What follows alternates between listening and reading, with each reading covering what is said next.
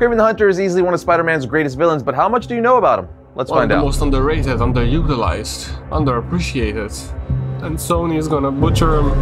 What's up, my comic comrades? Today we break down the history of one of Spider-Man's best villains, Kraven the Hunter. He's going to be appearing as one of the main villains of the Spider-Man 2 game for PS5 and getting his own live-action movie, which was supposed to come out this year, but is now pushed to 2024. In any case, let's dive into one of Spider-Man's most formidable enemies. Kraven the Hunter first appeared in The Amazing Spider-Man issue 15 in 1964. He was created by Stan Lee and Steve Ditko. The inspiration behind Kraven had come from a short story that was made by Richard Connell, known as The Most Dangerous Game. Because of this, Kraven was a very unique character, as he viewed Spider-Man as the most dangerous game, just a trophy or prize to be won to prove his manhunting abilities. Now, even though Kraven was a successful villain and one of the most iconic Spider-Man villains initially, the main concept for the character started to fade, as of course Spider-Man always had to win, meaning Kraven was nothing more than an unsuccessul manhunter or mercenary. But with that said, let's get into the character's fictional origin. Alright, in Kraven's first appearance in the best Kraven ever shown. Well, I haven't played the PS5 game, PS2, but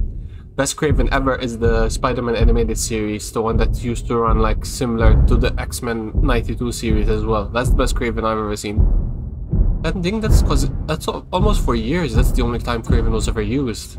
He really is underutilized. In Spider-Man 15, at the beginning of the issue, we learn that the villain, the Chameleon, is fed up with Spider-Man, saying, I could see that Spider-Man is now more dangerous to me than ever. So long as he lives, my security will be in danger. I still remember what a dangerous foe he was when I first fought him, and he was just beginning his career at the time. After I was arrested as a spy and deported, I lived in exile all this time. But now that I've returned to resume my crime career, I find Spider-Man still threatens me. He must be disposed of, but by whom? He's too dangerous for me to tackle, and no one else would be foolhardy enough to attack him just for my benefit. Chameleon then smirks while holding a cigarette, saying, wait, I'm wrong. There is a man to do the job. A man who would relish the task. My old friend Kraven the Hunter, the most dangerous stalker on Earth. I'll send him a wire immediately. A week later, at the editorial offices of the Daily Bugle, publisher J. Jonah Jameson storms through his door saying, Miss Brandt, the biggest story of the year is about to break at the pier. Kraven the Hunter is arriving from Africa. Call Parker, have him meet us there with his camera. To which Brandt says, yes sir, of course, but who is Kraven the Hunter, Mr. Jameson? He answers, Kraven is a living legend, the greatest hunter of all time. He's trapped and defeated every type of beast that lives and always single-handed, giving us some backstory of who Kraven is for the very first time. Anyway, once Kraven arrives at New York City, he walks off his boat. This is so weird though. Why did Kraven have such a following? I thought he was like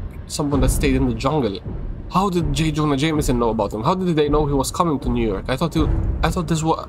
I'm confused. This doesn't make sense. I thought Kraven operated in the shadows. Didn't think he was famous on TikTok.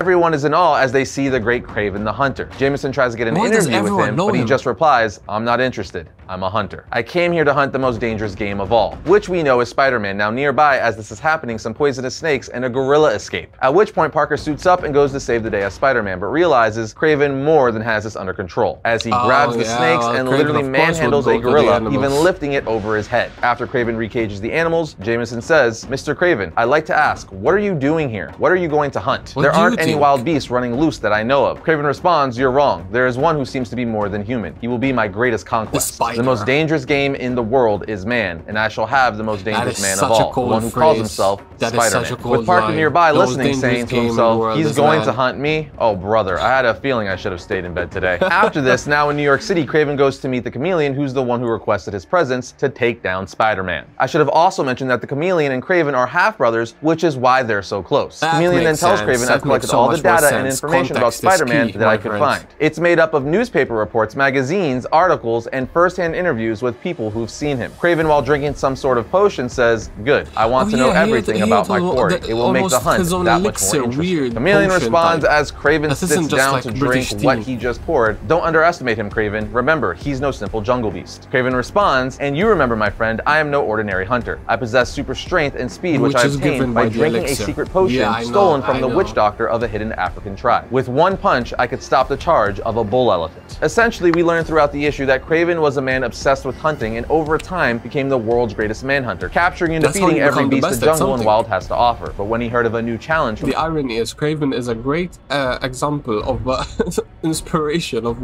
when you want to achieve something, become obsessed with it and you become the best. That's how some of the best do become the best. I mean, my favorite player of all time, Kobe Bryant, I mean, he was obsessed with the game. God rest his soul. I guess Kraven followed in the great Kobe footsteps.